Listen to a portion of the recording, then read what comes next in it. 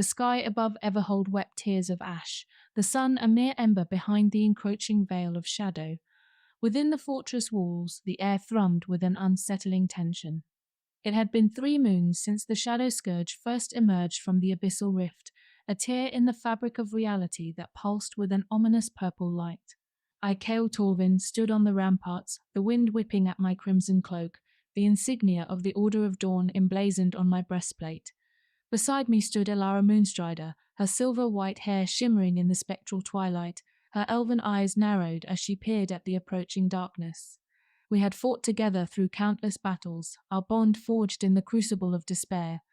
Yet even her usually serene face bore a grim determination as the vanguard of the Shadow Scourge began to materialize on the horizon. "They are relentless," Elara murmured, her voice carrying the weight of ancient wisdom. "This is but the first wave, Kael. Their numbers are limitless, their hunger insatiable." I clenched my fist, my gaze sweeping across the ranks of our defenders. We were outnumbered, outmatched, yet the flames of defiance burned bright in their eyes. Humans, elves, dwarves, gnomes, all races united against a common enemy. Yet it was not enough. The Shadow Scourge possessed a chilling advantage. They were immune to conventional weaponry, their spectral forms phasing through steel and stone. A guttural roar erupted from below as the first wave of shadow beasts crashed against our defenses. They were grotesque parodies of wolves and bears, their bodies wreathed in tendrils of darkness, their eyes burning with malevolent glee. Our soldiers fought with grim determination, but their blades passed harmlessly through the spectral forms. "Archers, loose," I bellowed, and a volley of arrows rained down upon the enemy. The enchanted arrows, tipped with shards of moonstone, momentarily disrupted the shadow beasts, causing them to recoil in pain. But it was a fleeting victory. They pressed forward, their numbers seemingly inexhaustible. "Kael," Elara's voice was urgent, "we must fall back to the inner defenses. We cannot hold the outer wall." I nodded grimly, my heart heavy with the knowledge of the sacrifices we were about to make. We retreated, leaving the outer wall to the encroaching darkness. It was a bitter taste of defeat, a prelude to the greater battle that awaited us within the heart of Everhold. "This is not the end," I declared, my voice echoing through the stone corridors. "We shall make our stand within the citadel. We shall fight until our last breath, and we shall not yield to the shadows." A ragged cheer rose from the exhausted defenders, a testament to the indomitable spirit that had kept us alive thus far. But I knew it was a desperate gamble. We were fighting for time, for a sliver of hope, a chance to unleash the ancient power that slumbered beneath the citadel, a power that could seal the abyssal rift, but at a terrible cost. It was a sacrifice we were willing to make, for the fate of Aethel hung in the balance. As we fell back to the citadel, the heart of Everhold, a sense of foreboding hung heavy in the air. The fortress, once a beacon of hope, now felt like a tomb, its once bright halls darkened by the encroaching shadows. Yet there was a flicker of defiance in the eyes of our defenders, a testament to the resilience of the human spirit. The citadel was an ancient structure, its foundation stones laid by the first kings of Aethel, its walls imbued with powerful wards and enchantments. It was here, in the deepest chamber, that the artifact slumbered, the key to our desperate gambit. The artifact was known as the Seal of Aethel, a relic of immense power, capable of sealing the abyssal rift. But its activation required a sacrifice, a life for a life, a soul for a soul. Elara and I, along with a contingent of our most trusted warriors, descended into the depths of the citadel, the flickering torchlight casting dancing shadows on the ancient walls. The air grew colder, the silence deeper, as we approached the chamber where the seal was kept. The chamber was circular, its walls inscribed with arcane symbols that pulsed with a faint, ethereal light.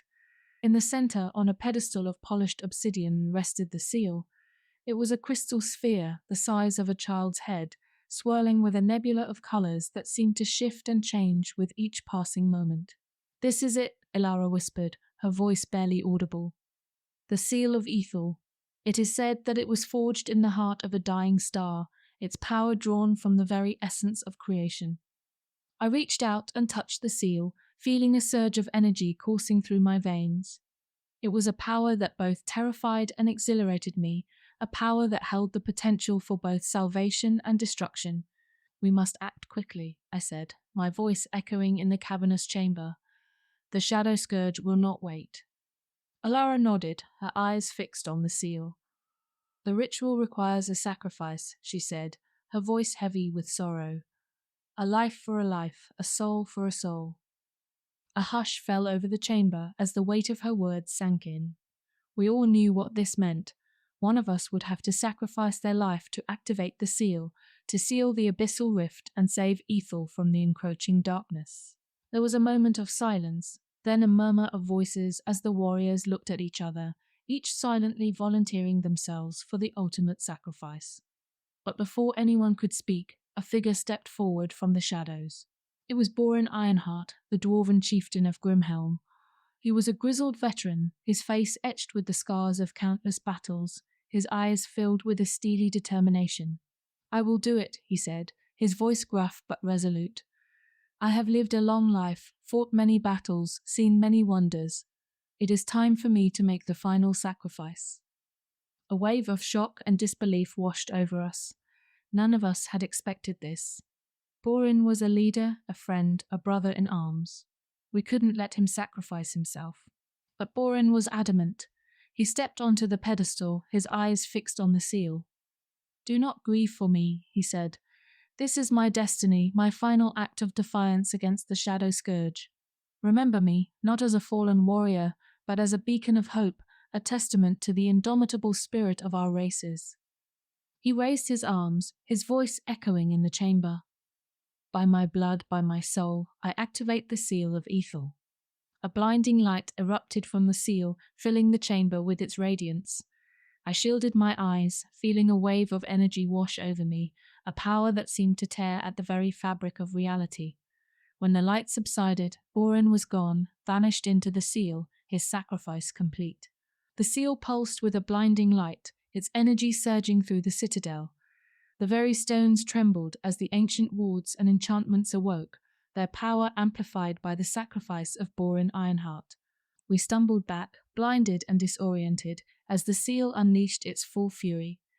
The air crackled with raw energy, the ground beneath our feet rippling like a disturbed pond.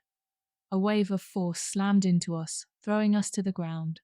When I opened my eyes, I saw a sight that both terrified and amazed me. The seal was levitating above the pedestal, its light now a swirling vortex of colours, a miniature star burning with an otherworldly intensity, and from its core a beam of pure energy shot forth, piercing the ceiling of the chamber and reaching towards the abyssal rift. The rift, once a gaping wound in the sky, now began to shrink, its edges drawn together as if by an invisible hand. The shadow beasts that were pouring through the rift were caught in the beam, their spectral forms disintegrating into nothingness. A deafening roar echoed through the citadel as the Shadow Scourge launched a desperate counterattack.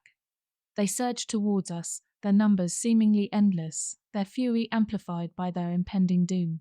We fought back with renewed vigour, our spirits lifted by the sight of the shrinking rift.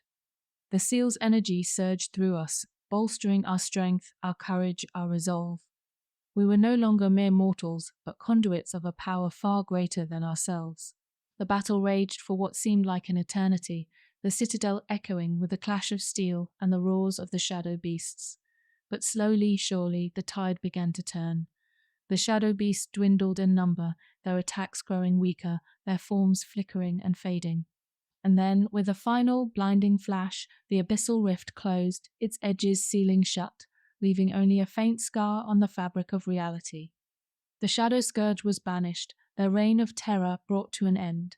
We stood amidst the ruins of the citadel, exhausted but triumphant. The cost had been great, but the victory was ours.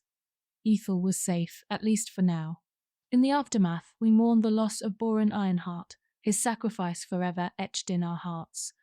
But his memory lived on, a beacon of hope, a reminder of the indomitable spirit that had saved our world from the Shadow Scourge.